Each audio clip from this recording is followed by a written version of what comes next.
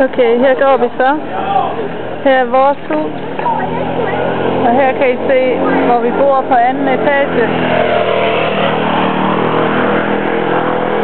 2 garager. Så kan man enten gå op ad trappen herop gennem haven, op til første etage, anden, altså op til hvor vi bor. Eller man kan gå ind. Det gør vi så. Så har vi garage her. To garager. Så går vi op, hvor der er sådan en legestue, hvor børnene leger lige nu. Hej Sofia. I'm making a movie for Mom and Mossa. Can you stop? No?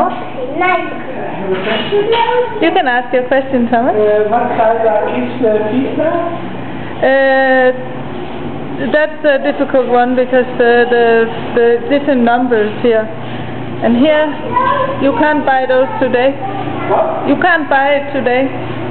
Here we have a little room which is som normalt er et rum til stuepigen, men som nok bliver gæsteværelse.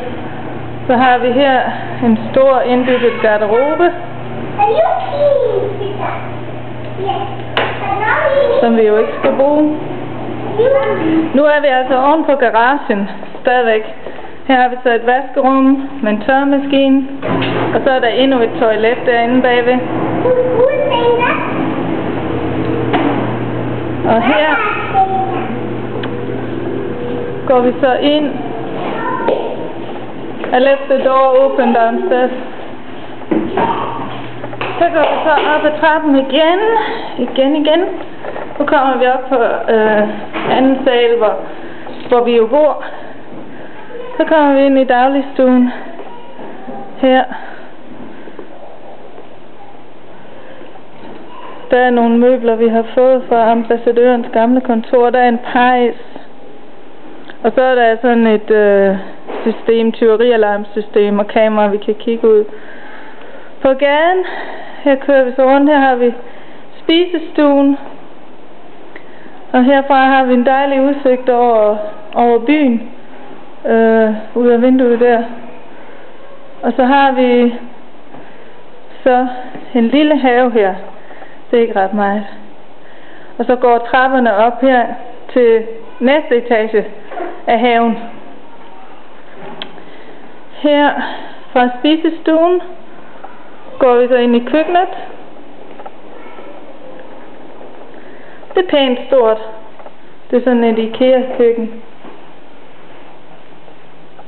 Herfra kan man gå ud i baghaven.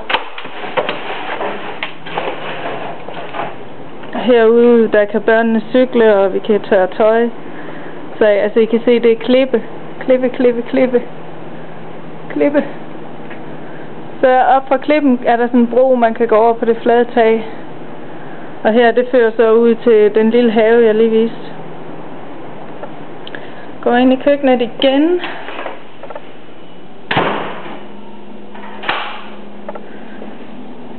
Og her er vi så i korridoren, hvor vi kommer op ned fra første etage. Så går vi herned af. Der har vi badeværelse.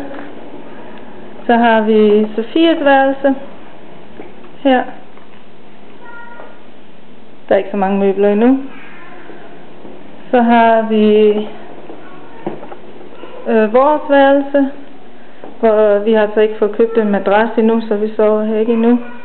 Og der er sådan en garderobe indbygget, og så er der et master bedroom toilet. Så over på den anden side af korridoren, der har vi Miklåses værelse. Her. Med de blå gardiner. Og der er altså igen ikke så mange møbler, men de er jo slet ikke vant til at have deres eget værelse, så. Og her har vi, det skal blive et kontor, men det er så her vi sover indtil vi får nogle flere møbler. Og så skal jeg vise jer swimmingpoolen. Vi kan gå ud her fra stuen.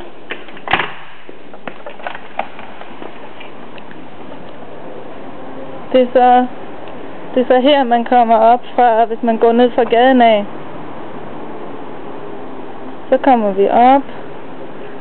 Går vi rundt her. Det er ikke så varmt i dag, så det er der til at holde ud. Så går vi op.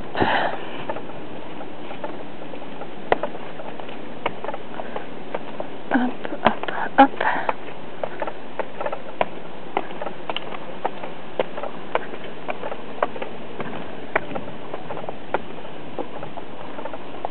De er ved at renovere poolen jo. Altså her kan man gå ud på klippen, men det skal vi jo heldigvis ikke. Har vi jo ikke noget at gøre ude. Her er så den lille have der med nogle bambustræer og nogle forskellige palmetræer. Og her har vi den der dejlige gule blomst. Det ligner en lidt, jeg havde i haven derhjemme, men blomsterne er meget større. Her går vi så op til svømmepølen. Og den er ret stor. Og den er dyb. Så vi skal jo i hvert fald være her med børnene. Det er klart. Den er i hvert fald 8 meter lang. Det er i hvert fald, så man kan godt svømme i den. Det er ikke bare til at soppe. Og her har vi så, der er så en lille udbygget terrasse, hvor vi kan have nogle bad, eller nogle stole, eller måske et bord, eller så man kan sidde her og se, når børnene bader. Og der har vi så udsigt over byen. Herfra. Vi er det andet hus, altså fritstående hus, familiehus.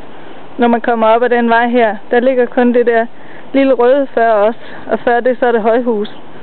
Og bag os er der ikke noget hus, så vi er lige på kanten af byen. Så, sådan er det.